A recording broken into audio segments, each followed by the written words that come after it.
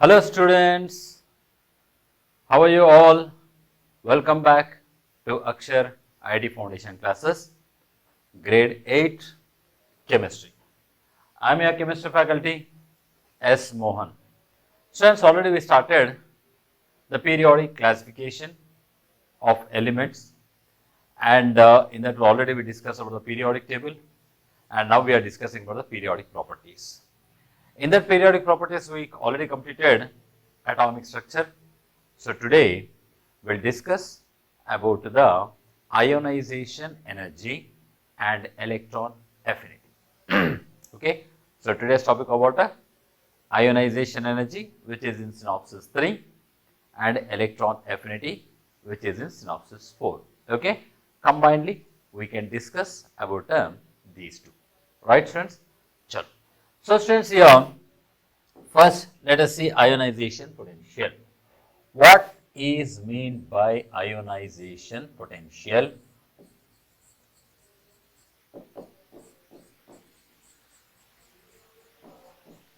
Ionization potential. So students, here the minimum energy required to remove an electron from the valence shell or outermost shell of a gaseous neutral atom is called the ionization energy. The meaning is what? If I want to remove one electron from the one atom, okay. So if I ask the electron just come out. Does it come? No. So we need to apply some energy to remove that electron from the atom, right?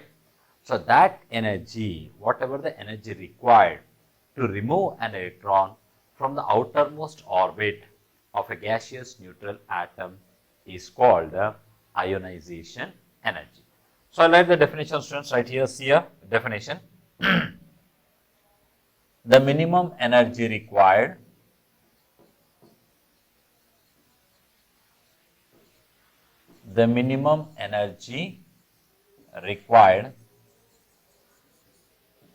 to remove an electron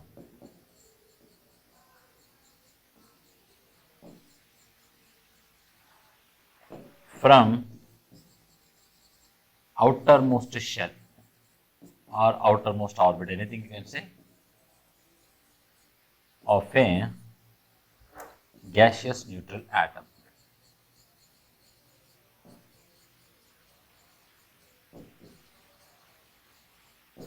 This is called the ionization potential. What is the ionization potential definition? The minimum energy required to remove an electron from the outermost shell or outermost orbit of a gaseous neutral atom is called the ionization energy. Okay. So ionization potential or ionization energy both are same, right? So the meaning is what? For example, if I have one atom, okay, I'll give this is atom and this is neutral atom. This is what? Neutral atom. Now from this I would like to remove one electron. So what I need to do? I have to apply some energy, right? So I am applying some energy. Okay. So applying some energy so that I can remove one electron. So I am removing one electron. Now when I removed one electron, then this neutral atom becomes what? Positively charged. Yes or no? It becomes what? Positively charged, because atom is neutral. Neutral means what? The number of protons inside the nucleus is equal to number of the electrons revolving around the nucleus. So negative and positive charges are same. But now I am taking one electron from this one. So now I am taking one electron. So the negative charge, 1 unit will be decreases, right? So now it possesses what? Positive charge, right? So here I am applying some energy to remove the electron from the atom. Now this energy is called ionization energy, or you can write ionization potential. Anything is no problem. Okay. So ionization potential, clear to you? So there is one atom. From that atom I want to remove one electron. So to remove the electron, whatever the energy I am applying, okay, that energy is called ionization energy or ionization potential. So students, here one more important thing, that so when I want to remove one electron from the gaseous neutral atom, so I am removing the first electron. Okay. So this is also called IP1, or we can say that first ionization potential. Okay, when you remove the electron from the gaseous neutral atom, then that energy is called first ionization potential, or normally you can say the ionization potential also, but it is also called the first ionization potential. Okay, now what is the ion formed here? This is called a unipositive ion. What it's called? A unipositive ion. Why? Uni means what? A single. Positive because it's positive charge. So this is called a unipositive ion. Is this clear to you? Any doubt? So remember, very important definition: ionization potential, the minimum energy required to remove an electron from the outermost shell of a gaseous neutral atom is called the ionization energy. And this is the equation. So the energy I am applying to remove one electron. So when I remove an electron, it becomes unipositive ion. Clear? Now, now students, you see here. Now in the previous slide, one electron I removed, so this becomes a unipositive ion, right? Now if I want to remove one more electron, means I want to remove one electron from the unipositive ion. So there, how I represented the unipositive ion? M plus, right? In the gaseous state. Now I want to remove the one electron from unipositive ion. Okay, so now I require some energy. So when I remove one electron by applying that energy, now this becomes dipositive. What it's called? Dipositive, because already one electron is removed. When one electron is removed, it becomes unipositive. From unipositive, I am removing one more electron. So now the meaning is what? The two electrons are less than its number of protons, right? So here this is called dipositive. So here I am removing the energy. I am removing one electron from the unipositive one. So now what is the energy required here? The energy I am using? This energy is called IP2. What it is called? Second ionization potential, or IP2. Why IP2? Because we are removing the second electron. So that's what it is called as a IP2. Clear, students? Right? So that is about the IP2. Now, for example, if I want to take one more electron from the dipositive ion, this is called what? Dipositive ion. Then what is the energy I apply? That is called IP3. So then it becomes what? M plus 3. So it gives rise to, plus electron. Right? Plus electron. Is this clear to you, students? So like this, so energy required to remove electron from the neutral atom is called first IP. To remove the electron in the unipositive is called the second IP. The energy required to remove the electron from the dipositive is called third IP. Okay, IP3. So like this will be there. Now students, you say now, here where I require the more energy. Okay. So here, for example, in the previous slide, I am removing the neutral atom. So I require some energy applied, that is IP1. Right? Now here also I am removing one electron only. Energy is IP2. Here also I am removing one electron. Every time here I removed one electron only. One only. Okay. That's all this time the energy required to remove the one electron remains same in these three cases. Think yes, no. Okay. So the energy required to remove the one electron from all these cases is not the same. Okay. So here IP1 means what? The energy required to remove the electron from the gaseous neutral atom is less than the IP2, is less than the IP3, and so on. Okay. The energy required to remove the first electron is less than the second one, then the third one, and so on. Now the question is why? Why? Because students, you see here, whenever I remove one electron, then what happens? Number of electrons decreases and the number of protons means not increasing, but number of protons remains same, but electron is decreased. So number of electrons is less than the number of protons. Okay. And if protons are what? Positively charged particles, electrons negatively charged particle. Now there is a strong force of attraction over the electrons will be there. Yes or no? So here the electrons are less than the protons. So now the protons, the force of attraction over the electrons will be more. Now if I want to remove one more electron, I require more energy because the strong force of attraction of the nucleus will be there over the electrons. So now I have to apply the more energy. Similarly, if I want to remove the third electron, still the force of attraction over the electrons will be increases. So due to that, what happens as the number of electrons to be removed increases, the ionization energy also increases. Is this clear? Right? So, see students, very important, the energy required to remove the electron from the unique positive, gaseous neutral atom is called ionization potential. Now, to this exactly opposite is electron affinity. I will explain that. But before going to that, let us see what are the factors on which the ionization potential depends. Okay. So, factors influence the ionization potential. See students, here very few factors are there which can influence the ionization potential.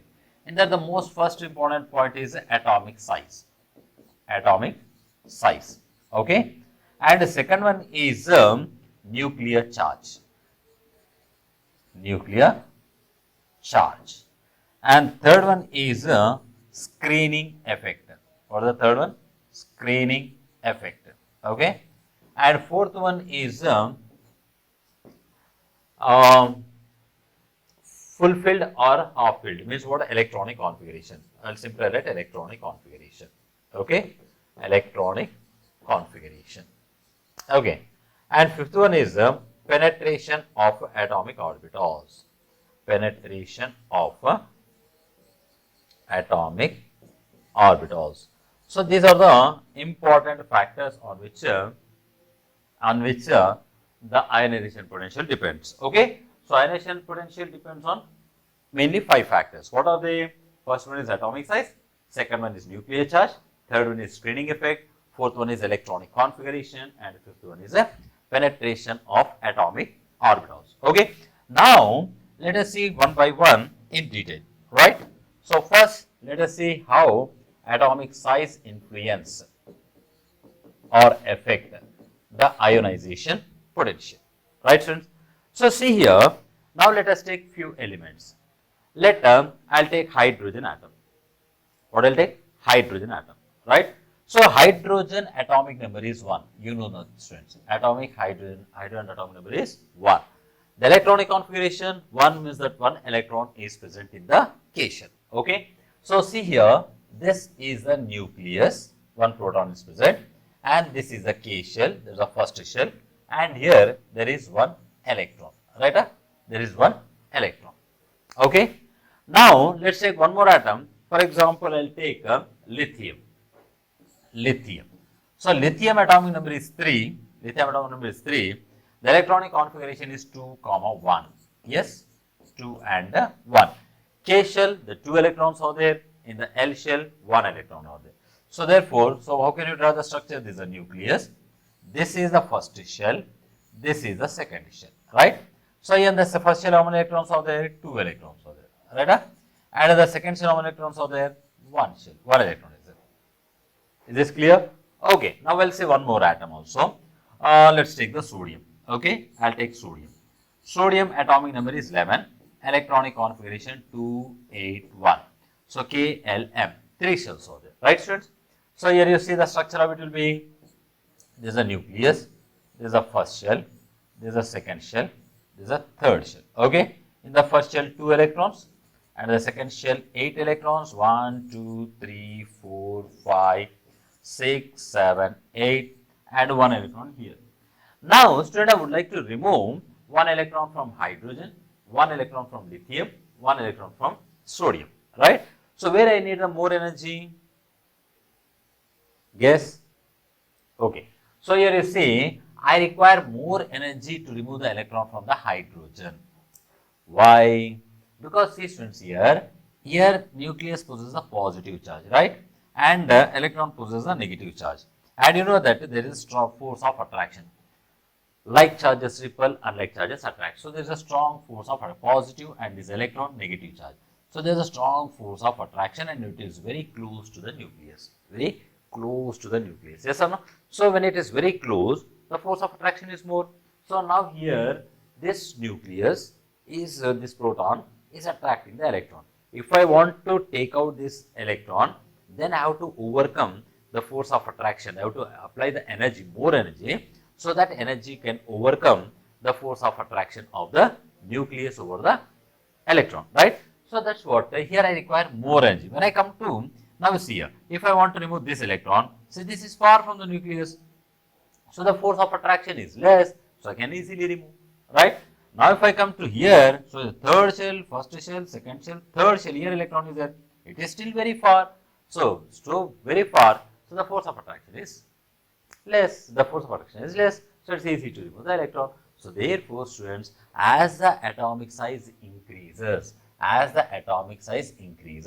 ionization energy decreases. The meaning is what? Ionization energy is inversely proportional to atomic size, or ionization energy, like this you can write inversely proportional to atomic size. Means what? If one quantity increases, other quantity decreases. Clear to you? Okay. So as the atomic radius, as atomic size increases, ionization energy decreases. That's all. Clear? No? Sure. Now what's the second factor? Okay, so here we write is inversely proportional to ionization energy. Now second one, nuclear charge. So this already we discussed here. As the nuclear charge, increases, the force of attraction over the electron increases. So now I need to remove the, I require more and more energy to remove the electron, because the nuclear force of attraction is more on the electron, right? So now what we can do here is, as the nuclear charge increases, ionization energy or ionization potential increases. Means what? They're directly proportional to. Clear? Now come to the screening effect. This is very important. Screening effect means, since here you see here this is the electron present in the first shell, okay, and this is a nucleus. So between the first shell and the nucleus, between this electron and the nucleus, no other shells are there. No other shells are there. So directly the nuclear force of attraction is acting over the electron, right? But here if you see, for this electron, to remove, here this electron is in the second shell. Which shell? Second shell. So here what's happening? Here from nucleus, between the nucleus and the second shell, there one more shell is there. So in one shell, the electrons are revolving. So this shell is acting like a screen or a shield to the nuclear charge to reach the second shell, okay, to this electron, okay. So here there is one shell is there. This shell is acting like a screen. So due to that, what happens? The nuclear force of attraction over this electron will be decreases. So nuclear force decreases. The meaning is what? Ionization energy also decreases. Easy to remove. Now here you see, I want to remove the electron here. Now how many shells are there in the middle from here to here? This is K shell. This is L shell. So two shells are there. So this nuclear force of attraction to reach here, that should pass through the first shell, second shell, and then it come to the third shell, right? So the meaning is what? Here, as the number of shells increases between the nucleus and electrons, the screening effect also increases. What happens? Screening effect also increases. As the screening effect increases, then what happens? The force of attraction over the electrons will be decreases. Okay, so then it becomes very easy to remove the electron. So the meaning is what? As the screening effect increases, ionization energy decreases, inversely proportional. Okay, so as the number of shells increases, ionization energy decreases. Now come to the electron configuration. See students, already we discussed in the atomic structure in previous classes. There are stable atoms are there, okay, like inert gases, noble gases, we studied, like helium, neon, argon, krypton, xenon, and radon. These are the stable gases, right? These are the stable elements, okay. So why they are stable? Because their outermost shell is completely filled. For example, if you take the helium atomic number is 2, we can add the electronic configuration 2. Because the first shell can accommodate 2 electrons only, the 2 electrons are completely filled. So what happens? It becomes stable. Okay. Now come to the neon, atomic number is 10. So we write the electronic configuration 2, 8. So 8 electrons are their octet configuration. Once you recollect, in the atomic structure we discussed the octet configuration. So octet means what? Octet configurations give the stability of the atom. So those atoms are very stable, right? So now student, it will be difficult to remove the electron from the stable elements, okay. So the energy required to remove the electron is called ionization energy. So it will be difficult to remove the electron from the stable elements. The meaning is what? It is required more energy to remove the electron from the stable elements. So stable elements means what? Whose outermost shell is completely filled. Whose outermost shell is completely filled. But remember here, okay, the elements with half filled shells, the elements with half filled shells are also stable, more stable than their neighboring elements, See, students, for example, in the second period of the periodic table, if you see, the second period consists of what are the elements? It consists of, okay, yeah, right here, lithium, beryllium, boron, carbon, nitrogen, oxygen, fluorine, neon. So neon is an inert gas or noble gas, right? So this is this is an octet configuration. What it has a octet configuration. So this is most stable. Okay. So then here most fulfilled orbitals are half-filled orbitals. Here half-filled orbitals is what here? Nitrogen. Okay. So nitrogen is also more stable comparatively carbon, comparatively oxygen. So we require more energy to remove the electron from the nitrogen than the carbon. We require more energy to remove the electron from the nitrogen than the oxygen. So comparatively, the half-filled orbitals, mean the elements which have half-filled orbitals also more stable, they require more energy to remove the electron. So the meaning is what? Here what you would write, elements with the fulfilled or half-filled orbitals are more stable. Okay, so hence we require more energy to remove the electrons from those elements. Okay, now last and final one is what? Penetration of atomic orbitals. So students, in the atomic orbitals means atomic structure, we discussed that atom consists of like orbitals s, p, d, f. What are they? S, p, d, f. So S is very close to the nucleus than the P, than the D, than the F. So S is very close to the nucleus than the P. P is close to the nucleus than the D. D is close to the nucleus than the F. And you know that as the orbital very close to the nucleus, the force of attraction is more. Okay, if the nuclear force of attraction is more on the close orbital. Okay, so S is very close to the nucleus. So here the nuclear force of attraction is more on the s orbital. So therefore, we require more energy to remove the electron from the s orbital, then the p orbital, then the d orbital, then the f orbital. So the meaning is what? Penetrating means what? The orbitals like s, p, d, f. Okay, in that s orbital is close to the p orbital, is close to the d orbital, than that f orbital. The orbitals that are close to the nucleus, from that it will be difficult to remove the electron than the far orbits. Clear to you? So that's about the students. So that's about the ionization energy. Now here ionization energy, how does it changes in a period and in a group? Okay, this also we discussed now. So ionization energy, how does it changes in a period and in a group? So students, in the periodic table, the period means what? A horizontal. Okay, horizontal row is called as a period, correct? And vertical columns are called as a groups, right? So as we move from left to right in a period, generally I'm telling, generally ionization potential or ionization energy will be increases. What happens? Increases. Okay, but generally increases. So, but if you take, for example, just how I told you, lithium, beryllium, boron, carbon, nitrogen, oxygen, fluorine, neon. If you see particularly element wise, this we discuss in the higher classes. So, we require more energy to remove the electron from the beryllium comparatively lithium. But boron requires less energy.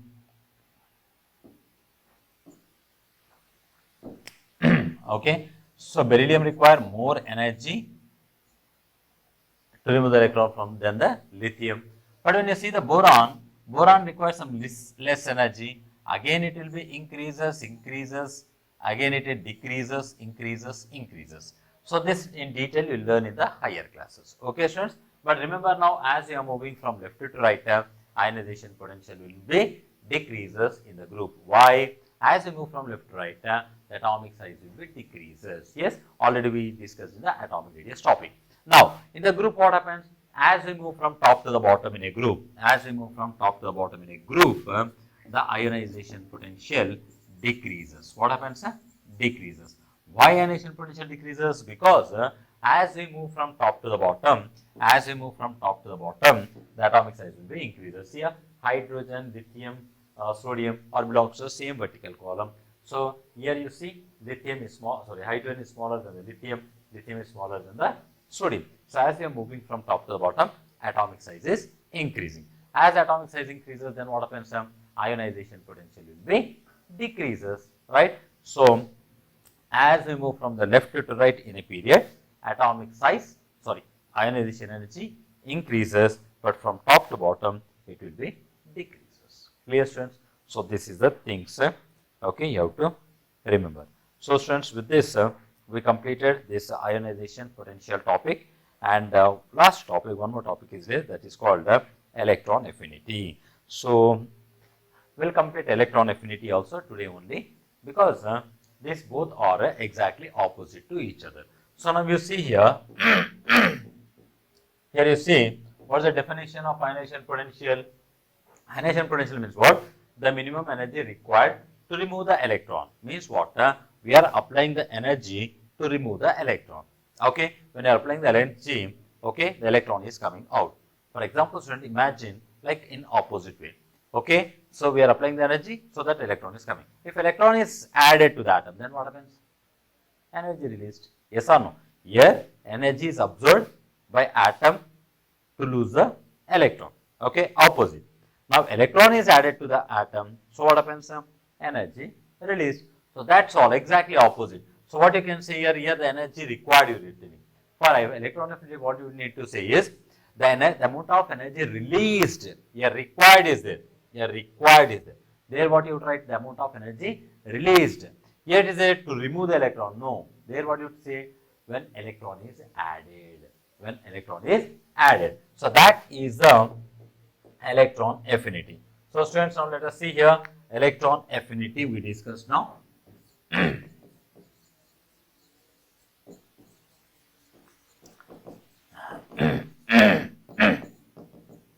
Electron affinity. So what's the definition of electron affinity? Just want to know exactly opposite. So ionization energy. Ionization is the energy required to remove the electron. The energy released when electron is added. So right here now, the amount of energy released. The amount of energy released. Okay, when an electron is added to a gaseous neutral atom in its ground state.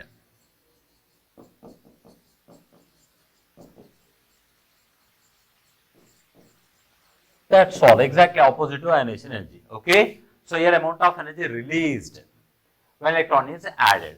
How can you write the equation? There, did you remember the equation? What I written there? One element and some energy you have to provide, so that becoming the unipositive. No, here what you write? See, no, here some element x, okay, and adding one electron. Electron is adding. So electron is adding, then what happens? It becomes negatively charged, right? And now here it releases the energy. Here it releases certain amount of energy. So this energy is called electron affinity. Is this clear, students? So electron affinity means what? The amount of energy released when an electron is added to a gaseous neutral atom in its ground state. So that is called as a electron affinity. So here, if you think that there in the ionization energy is absorbed, the meaning is what? It's like an endothermic reaction. Which reaction that is? Endothermic reaction. Okay, and here the energy is released, the meaning is what? It's like exothermic reaction. Okay, so already we discussed, I think, in the somewhere. So amount of energy required to, okay, sorry, the reaction which energy is absorbed are called endothermic. The energy is released, that's called exothermic. So here it is endothermic. Okay, that is endothermic and this is exothermic. Okay, students. Now here, for example, here it is one electron is added, so it becomes uni negatively charged. And uni means what? One negative charge. If I want to add an electron here, if I want to add electron, now does it releases again energy? No. Yes, it do not releases energy. Why? Because when an electron is added, the number of electrons already increased.